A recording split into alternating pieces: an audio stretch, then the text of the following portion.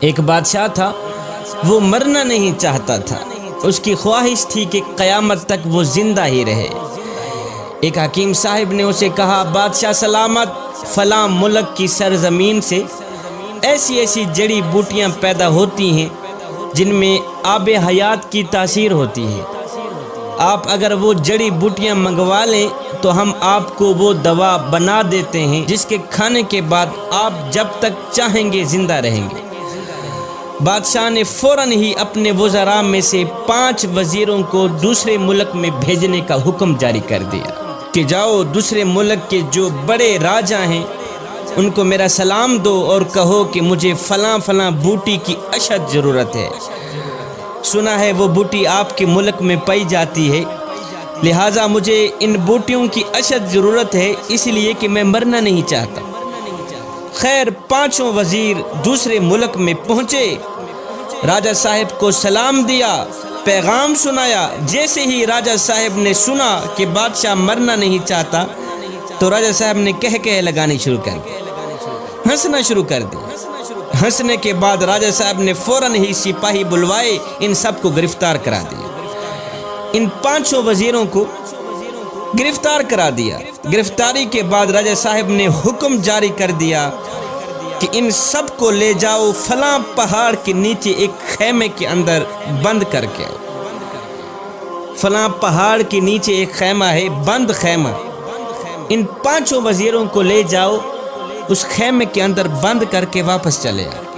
اور ہاں، ساتھ میں ان 5 وزیروں کو یہ بھی کہہ دینا کہ جب تک یہ پہاڑ 2 ٹکڑے نہیں ہوتا تم آزاد نہیں ہو۔ جس پہاڑ کے نیچے تم پڑے ہو، جب تک یہ پہاڑ 2 ٹکڑے نہیں ہوتا تم آزاد نہیں ہوتے۔ سپاہی ان 5 وزیروں کو لے گئے، پہاڑ کے نیچے خیمے کے اندر بند کر کے واپس چلے آئے۔ اب ان 5 وزیروں کو چاروں طرف موت کے آثار نظر آنے لگے، کھانے پینے کو کچھ نہیں تھا۔ مشکل کی اس گھڑی میں اللہ کے سوا ان کا اور کوئی حامی و ناصر نہیں تھا۔ اب انہوں نے کیا کیا؟ زمین پر سجدہ ریز ہو گئے، رو رو کر گڑ گڑا کر دعائیں کرنے لگے کہ یا باری تعالیٰ ہم پہ رحم فرما، پہاڑ کے 2 ٹکڑے کر دے تاکہ ہم موت سے بچ جائیں، ہم آزاد ہو جائیں۔ اللہ اکبر۔ سارا دن ساری رات روتے ہی رہے۔ ان کے دن رات رونے کے بعد میرے اللہ کی رحمت جوش میں آئی، میرے اللہ نے ان پر رحم فرمایا، ان کی دعا قبول ہوئی۔ ایک دم زمین ہلنے لگی، زلزلہ آیا، پہاڑ جڑوں سے ہلنے لگا اور پہاڑ کے 2 ٹکڑے ہو گئے۔ اللہ اکبر۔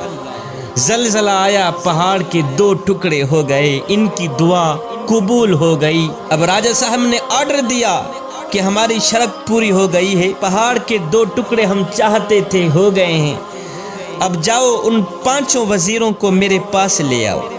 سپاہی گئے، لے آئے۔ جب وہ سامنے آئے تو راجہ صاحب نے کہا، بھائی اب تم واپس اپنے ملک میں جاؤ، اپنے بادشاہ کو یہ سارا واقعہ سنانا، جو کچھ آپ لوگوں کے ساتھ ہوا ہے، یہ ساری کہانی اپنے بادشاہ کے آگے پیش کر دینا، آخر میں بادشاہ کو میرا ایک پیغام بھی سنا دینا۔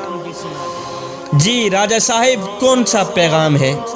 راجہ صاحب نے کہا کہ اپنے بادشاہ کو کہنا کہ بادشاہ 5 لوگوں کی بد دعا جس طرح پہاڑ کو ریزہ ریزہ کر سکتی ہے، 5 لوگوں کی بد دعا جس طرح پہاڑ کو ریزہ ریزہ کر سکتی ہے، بالکل اسی طرح 5 کروڑ عوام کی بد دعائیں بھی بادشاہ کی زندگی مٹی میں ملا سکتی۔ 5 لوگوں کی بد دعا جس طرح پہاڑ کو ریزہ ریزہ کر سکتی ہے، بالکل اسی طرح 5 کروڑ عوام کی بد دعائیں بھی بادشاہ کی زندگی اور اقتدار مٹی میں ملا سکتی ہے۔ اپنے بادشاہ کو کہنا کہ بادشاہ، اگر تم اپنی لمبی زندگی اور لمبا اقتدار چاہتے ہو تو ہر گھڑی ہر لمحے غریب عوام کی بد دعائیں سے بچنا، غریب عوام کی بد دعا سے بچنا۔